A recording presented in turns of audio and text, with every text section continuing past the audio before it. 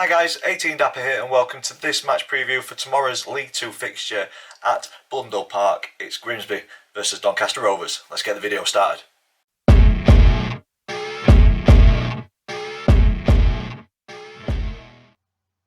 So guys, welcome to this match preview, Grimsby versus Doncaster Rovers in League 2 tomorrow.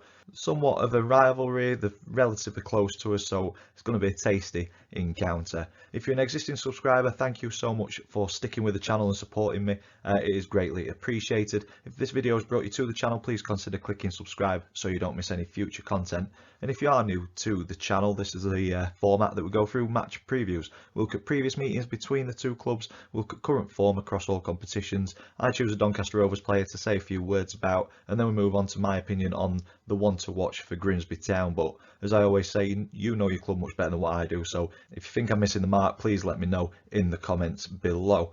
And then we finish the video with 3 predictions. There's a predicted team lineup thanks to FanHub. Me and the family have a predictions league, so there's an update on that, and then the all-important score prediction at the very end. So without further ado, let's get into previous meetings. So Grimsby and Donny faced off a total of 46 times in our history.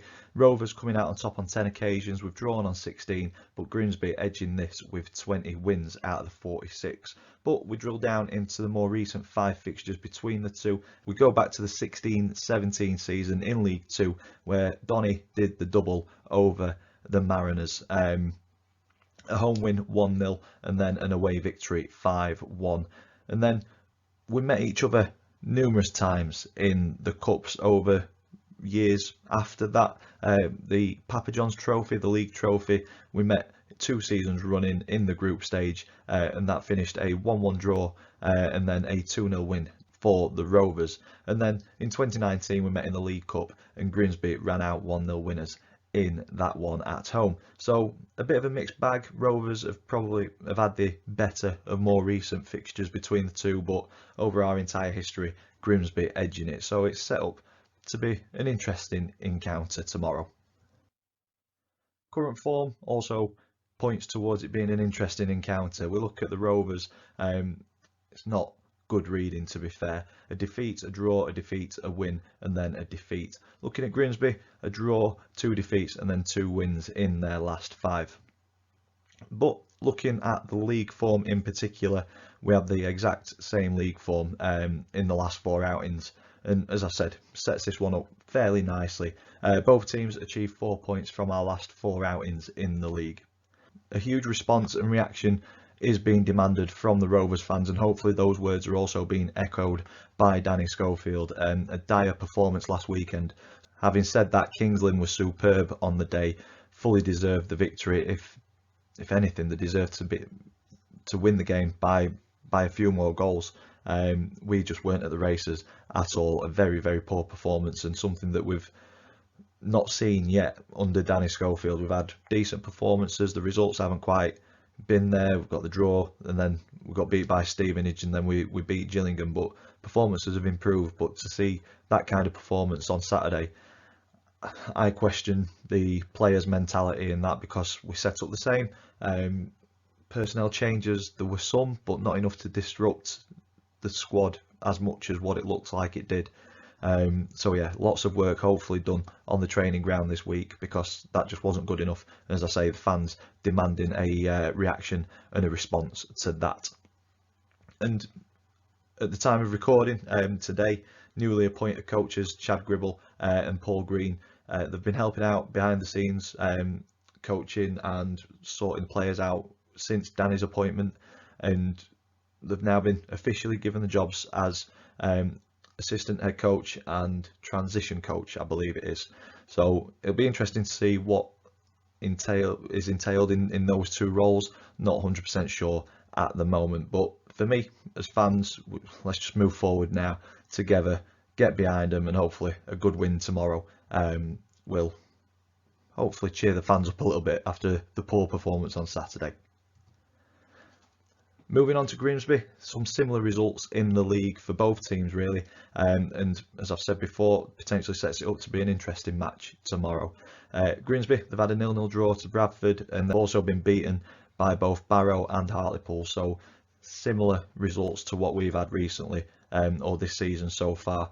And for me, it just shows that we're not too far apart, which for some fans, including myself, is a frustration, because Grimsby just come up from the National League, first season back in League Two. We've just dropped down, and the board are saying promotion is the target. So to be so close to Grimsby Town, that's no disrespect to Grimsby. I think the expectation for us is just we need to be fighting in the top 7, and we're not quite there, and we seem to be getting further away from it, in all honesty. I think maybe it's a bit of a hangover from the FA Cup result and the performance, but it just seems we need a good performance and a good result to get people back on side. The table agrees with that as well. Both teams in mid-table, there's only 2 points separating us, so there's a favourable run of fixtures now for Donny. We need to see us getting points, and I think we need a minimum of 15 points between now and the new year with the run of fixtures that we've got. Grimsby, I've had a couple of confidence boosting wins though in the cup, in both cups, and for me that could be the difference tomorrow. A 5-1 win against League One leaders Plymouth, that was a shock result in the FA Cup, but Grimsby looked like they played phenomenally, so hopefully we don't come up against that Grimsby tomorrow. And then a penalty win against Manchester City under-21s means that Grimsby top their group and progress in the Papa John's Trophy as well. So positive results in the cups for Grimsby in this past week. Will the midweek fixture also have an impact on fitness?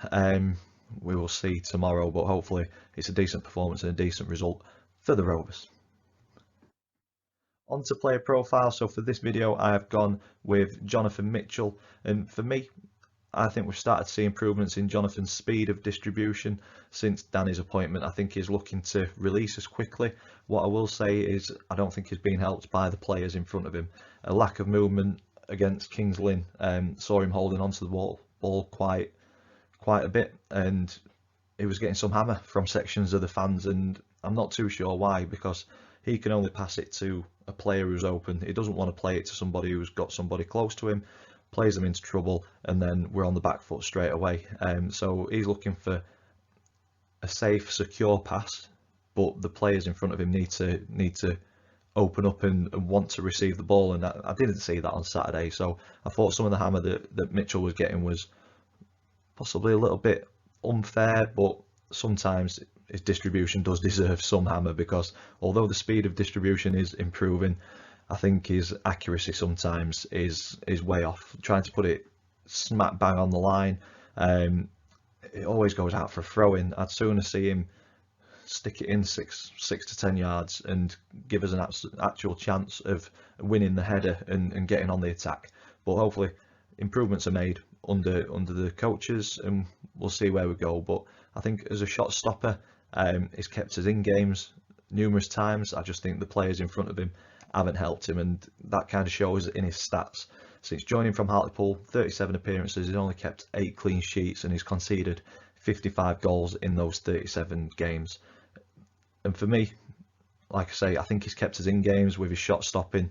The keeper is the last line of defence, and I think the midfield and the defence, especially last season, just didn't help him out whatsoever. So hopefully we see those stats improve, a few more clean sheets on the board as well. And in all honesty, I think we've got a half decent keeper in Jonathan Mitchell if he improves his distribution a little bit. Moving on to the opponent's one to watch. So as I said at the start of the video, you know your club much better than what I do, so please in the comments down below let me know who you think should be the one to watch in tomorrow's fixture. But I have gone with Anthony Driscoll-Glennon. 22 years old, left back, 17 appearances this season, 2 goals and 6 assists. Now Grimsby's squad looks like there's a lot of players who contribute to the goals. There's a fairly even spread of players who have scored, and there's a fairly even spread of players who have set up goals as well. But Anthony Driscoll-Glennon is a couple of assists ahead of everybody else, and also popping up with a couple of goals from left back. I think that's an area where we could be attacked tomorrow, our right hand side, if Noyle is caught a little bit too far forward. Roshan Williams has looked a little shaky over the last couple of games, so I think they could have a bit of joy down their left. So I have highlighted Anthony Driscoll-Glennon as the one to watch for Grimsby tomorrow. On to my predicted team lineup. This is thanks to FanHub. So if you've not downloaded the app yet, please go ahead and do so. Plenty of features to get your teeth stuck into, rewards and all of that fun stuff. But I do it for the predicted team lineup, where if you get 11 out of 11, you do get a free pint if you're old enough, which is always nice. And this is the lineup that I'm going for against Grimsby tomorrow. I'm going with Mitchell in goal, system, shape, unchanged, Williams, Anderson and Long as the back three. Hopefully Anderson's back, he wasn't even in the squad for Kings Lynn. Wing backs of Noyle and Maxwell, and then a midfield two of Harrison Biggins and Ben Close, with Luke Molyneux and Kyle Hurst a little bit further forward, hopefully supporting George Miller and not leaving him too isolated up front on his own. So that's my predicted 11 for the fixture tomorrow. Fingers crossed it can get us at least a point, but we could do with a 3. On to the predictions league table. So if you're new to this, me and the family predict the scoreline for every single league game. If we get the scoreline spot on, we get 3 points. If we get the outcome of the game right but not the result, we get 1 point. And then if we get it completely wrong, we get no points. It's not been a really good season for me. I am propping up the table on 9 points, but Chris, Dad and Max all had confidence that we would beat Gillingham last time out in the league. None of them got the scoreline right, so they all get 1 point, which moves them a little bit further away from me. Max is top on 16 points, Chris in second on 12, Dad in third on 11. As I said, I'm propping the table up on 9, so I need some correct scores. And that leads me on to my score prediction. And this is one where I'm not fussed if I don't get the correct score, because I think the confidence from the cup games will be pumping through the players, and hopefully, well, you never know, the result of our FA Cup game may have just knocked our confidence throughout the squad. So I think we could have a hangover from that game. Grimsby could have the tails up, and I think we may get beat 2-0. But don't take my word for it. You've seen the score, the predicting table. I've not been very good this season, but I don't know, the home advantage, I think the confidence that they'll have, I just can't see us getting anything, unfortunately. But like I say, I will gladly be proven wrong in this one. Hopefully we get the point or all 3 tomorrow, but I'm going with a 2-0 defeat in this one. Always predict with my head and not my heart, so that's where my head is going. And that is it. That's where I'm going to leave this one. If you've enjoyed it, please stick a big thumbs up on it for us, please. Comments in the section down below. Subscribe if you haven't already. As always, thank you for watching, and I will see you in the next one.